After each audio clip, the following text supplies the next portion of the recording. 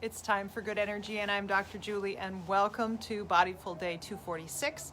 We are talking about computers and the senses. This is day 2 of computers and the senses, and we are talking about the sense of taste. Now, clearly, it's going to be very hard to figure out how to connect taste to computers and the senses in terms of actually causing stress because computers don't taste. Well, at least I haven't gotten down and tasted a computer lately. But today we're going to talk about how that sense of taste can be a sign of what's going on in your body and can be a sign of what's going on in whatever you're working on. So we're going to dig into that. Of course, before we start, the first thing that we need to do is take our breaths in. So take a deep breath in and release. Next deep breath in, breathe in, expand in the belly, expand in the chest, expand in the sinuses, and tuck that tail a little bit. And release. And I want you to think about the last time you were sitting in front of your computer with something in your hand that you were eating. So think about the last time you were sitting in front of your computer eating something while you were on it. Take a deep breath in. And release. So, this is day 2 of computers and the senses, and we're talking about how does the sense of taste interplay with your energy for sitting in front of a computer and interacting well with it, the energy to be able to stay at a computer and still heal. All sorts of variants of that. The idea, of course, that we want our computer time to not suck our energy to heal out so that we're left wanting in the energy department and then searching for stuff to fill in the gaps or getting aches and pains and grumpiness because of it. So today we're talking about the sense of taste. So thinking about filling in those pieces. I want you to think about your interactions with your computer because there is stress that naturally builds up in there, whether it's a project that you don't quite know how to do, it's a writing task that you're like, I need like 6 more words, or I can't seem to get my head around it. When we sit down at a computer, if we back up and we say, hey, did writers do this back in the 20s and 30s and even before that, when they didn't have typewriters, when they were just sitting there with their pen and pencil, did they just sit there and go, geez, it is not coming out of my head. What am I going to do? I'm going to go eat. Probably. But that said, there is something that's a little bit more energy draining about sitting in front of the computer and trying to get your work done and knowing that you are pushing up against something that you can't get past. And if you're working from home, that's a stressor. If your computer work is a task that you need to get done and you can't get it done because you can't think around the problem, the computer won't let you go through the problem, or you're done and your brain isn't going to let you go any further. Those are stressors that a lot of times will kick in our sympathetic nervous system. And when that happens, our glucose regulation system gets a little funky. And in fact, we start searching for food because we can't either go through, we can't go around, or we're just down for the count. And so computers and food kind of have become sort of where we end up. We end up eating while we're at our computer because we're looking for something to calm that nervous system. Our glucose regulation goes off and we're like, yeah, we need food. Our adrenals go off and we're like, yeah, I need food. And so we start eating while we're at the computer in an attempt to both calm the nervous system and to get us through. So what's interesting about that is that, of course, eating while you're on the computer, we already talked about this. We talked about eating, maybe we didn't. I think I may have brought this somewhere else. When you eat and drive, when you eat and do another task, the flavor and the energy, sorry, they're doing work across the street. The flavor and the energy that you get out of your food is less. It is, let's back up. It is still the same amount in your mouth, but it is registered in your brain as less, as not as intense, as reduced. So you aren't getting the joy, all the energy, all the information, all the molecular information out of that food if you are eating while you're doing something else. Computers, eating while you're on the computer means that you are not registering the full extent of that food that is going in your mouth, which means your brain isn't saying, hey, this is high caloric, we don't need to eat a lot, or hey, we can stop and enjoy this because this is fantastic, let's just take a couple of seconds and finish it. We kind of skip all those bits. We skip those little pieces of information that we need in order to get the most out of our food. And so eating while you're on the computer, because you either can't get through it, meaning that the computer program, whatever, is not letting you get your task done and you're stressed. Eating because your task that you're doing, even though all the stuff is there, you still can't think your way around the solution, or eating because you're tanked already and there was no way you were going to get to the solution anyway, is really negative on all accounts, because it's not going to help you figure out a way around what your problem is. It's not going to get you through the program, because eating is not going to help the computer program run any better. And even if your energy is tanked, it is going to boost your energy a little bit, but it's not, if you're eating while you're at the computer, it's not going to be as beneficial as if you step back and take a break.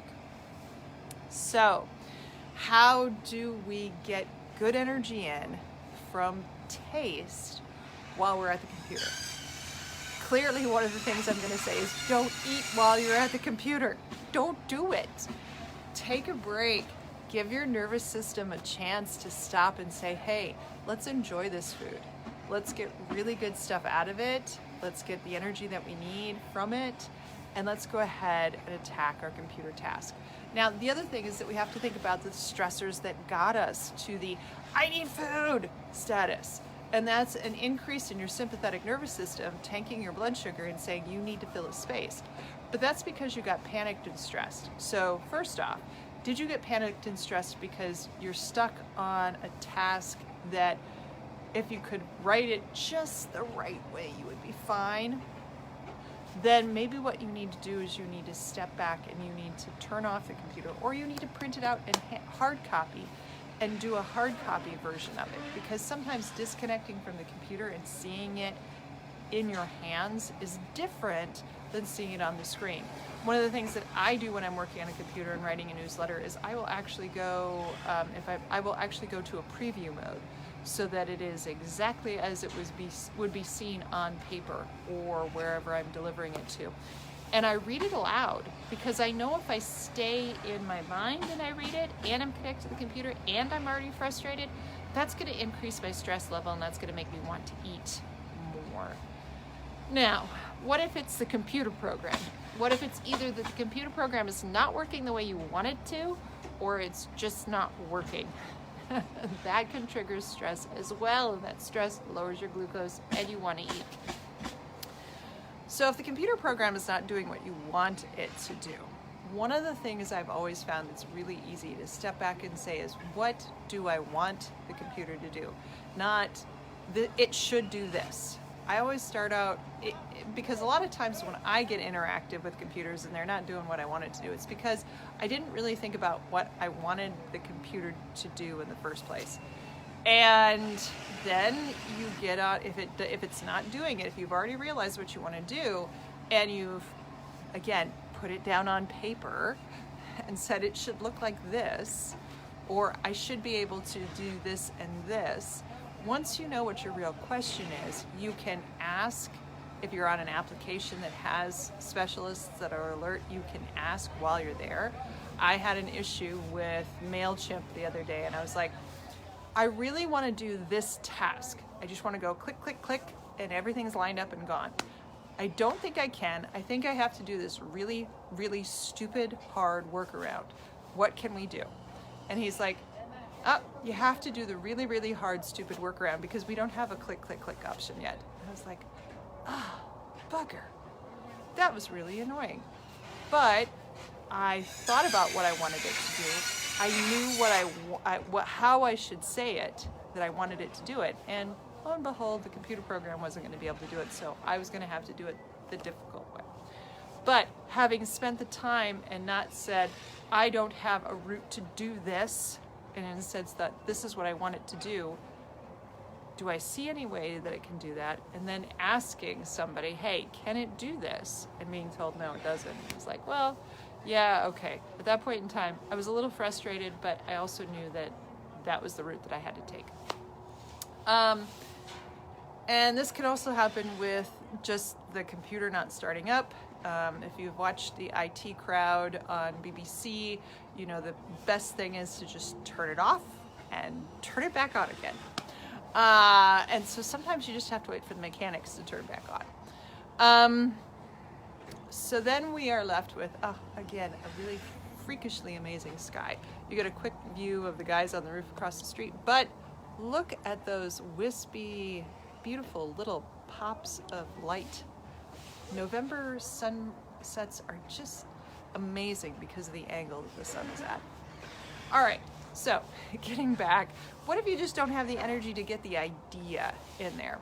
Well, if that's the case, if your blood sugar is already low because energetically you don't have enough, then what you need to do is you need to look for things that give you good energy in that aren't going to feed the panic monster, which means you got to stay away from the sugar. That would be best because the sugar is going to enrage the panic monster because your body already says, sugar, I can get to it really quickly, and then we can still tank. So, you look for your fats, look for your proteins, look for herbal teas. We've already talked about this in terms of flavor. Sometimes the brain works better with an herbal tea. If you need something to calm your system down, holy basil tea is good. Mint tea is good if you are kind of feeling a little edgy and jittery. That's also a good tea to relax with. So there are a number of foods that you can bring in, a sense of taste to calm the system. But basically, when you're working on a computer and you feel like you really need to eat, understand that a lot of times that's the sympathetic nervous system saying, crap, this isn't working, and I'm going to stress about it. And in that stress moment, your blood sugar tanks, and you're like, I've got to eat. I am so stressed, I've got to eat. And so you can substitute in there either some really concrete actions like stepping away and using paper just for a little bit, just to get your head on your shoulders, or you can move to those herbal teas and herbal foods, or herbal teas and solid foods like beef jerky, things with high protein, high good energy in, that just can kind of give you what you need, both at a brain standpoint, because brain loves fat, brain loves protein, heart loves fat, heart loves protein, rather than the quick and easy sugar and the munchies that you might actually think about when you think about sitting in front of the computer. All right. I hope this is helpful. I hope that it helps you increase your energy to interact appropriately. I shouldn't say appropriately. Interact is to successfully interact with your computer, or to have enough energy once you're done interacting with your computer to do other things in your life. All right, let's finish it off. Take a deep breath in and release. Join me back here tomorrow. Take care.